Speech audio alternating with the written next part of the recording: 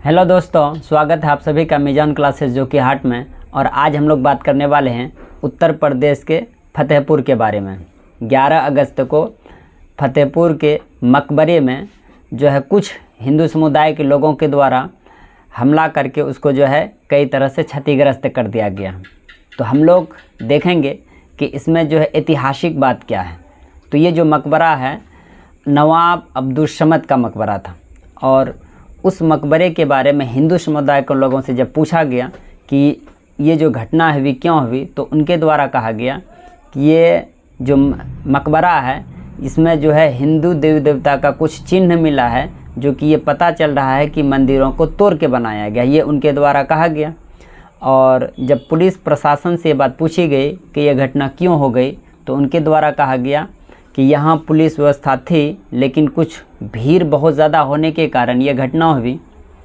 और इस घटना होने के कारण लगभग 10 लोगों पर एफआईआर हुआ है और 150 लोगों को जो है अज्ञात के रूप में उस पर भी कार्रवाई की गई है।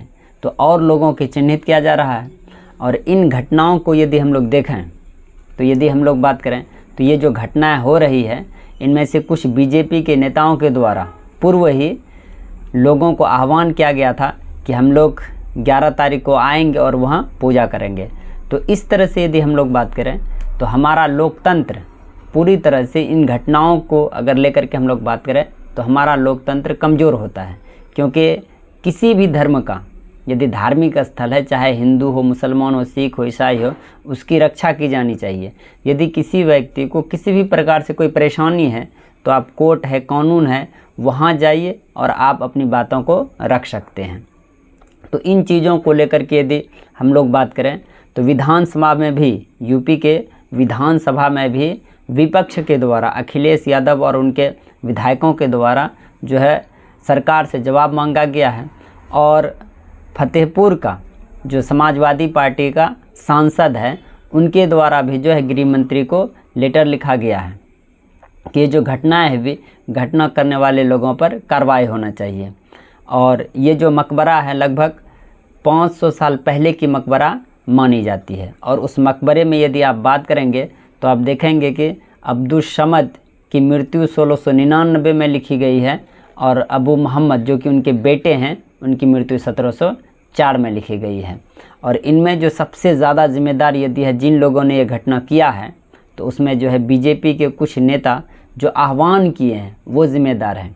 क्योंकि अगर मान लीजिए कि जिस तरह से हिंदू समुदाय लोगों के द्वारा ये आह्वान करके ये घटना की गई, और यदि मुस्लिम समुदाय के लोगों के द्वारा भी अगर इस तरह से कर लिया जाता तो आज देश की परिस्थिति बहुत ज़्यादा ख़राब हो जाती।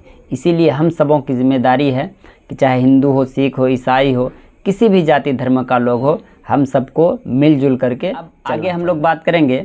बिहार में जो एसआईआर हो रहा है उसके बारे में बात करेंगे।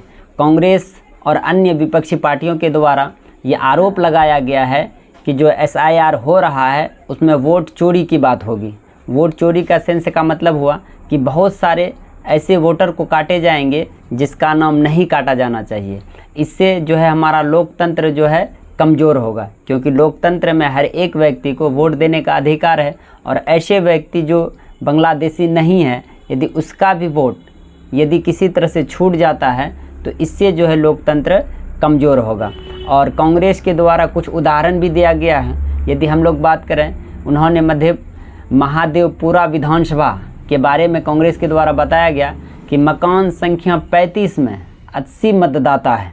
तो इन सारी चीज़ों को उदाहरण देते हुए जो सुप्रीम कोर्ट में सुनवाई चल रही थी उसमें जो विपक्ष के तरफ से वरिष्ठ वकील थे कपिल सिब्बल, अभिषेक मनु सिंघवी, वृंदा ग्रोवर, प्रशांत भूषण, इन सबके द्वारा ये कहा गया कि ये जो एसआईआर किया जा रहा है जस्ट चुनाव से पहले, ये क्या है पूरी तरह से गलत है। इससे यदि कोई वोटर छूट जाएगा तो उसका जो है नाम वोटर लिस्ट से कट सकता है। यदि यही चीज़ चुनाव से 5 महीना 6 महीना पहले या चुनाव के बाद किया जाता तो ज़्यादा बेहतर होता। और इसी में जो है टीएमसी का जो नेता है अभिषेक बनर्जी, उनके द्वारा कहा गया है कि बीजेपी को यदि ये लग रहा है कि विदेशी नागरिक भारत में प्रवेश कर गया है तो उनको सबसे पहले लोकसभा भंग करके पूरे देश में SIR करवाना चाहिए। उसके बाद जो है फिर चुनाव किया जाना चाहिए, क्योंकि ये जो SIR हो रहा है इसके कारण चुनाव आयोग पर निष्पक्षता का जो है आरोप लग रहा है, क्योंकि चुनाव आयोग को निष्पक्ष होना चाहिए, किसी पार्टी के सपोर्ट में नहीं होना चाहिए। यदि चुनाव आयोग निष्पक्ष नहीं होगा तो हमारा लोकतंत्र खतरे में पड़ जाएगा। और ये जो निर्वाचन आयोग के बारे में बात की, यदि हम लोग बात करें कि संविधान का जो अनुच्छेद 324 है उसमें जो है निर्वाचन आयोग की बात की गई है, मतदाता से संबंधित चीज़ों के बारे में बात किया गया। अब आगे हम लोग बात करेंगे कि प्रियंका गांधी जी के द्वारा इजराइल पर क्या कहा गया।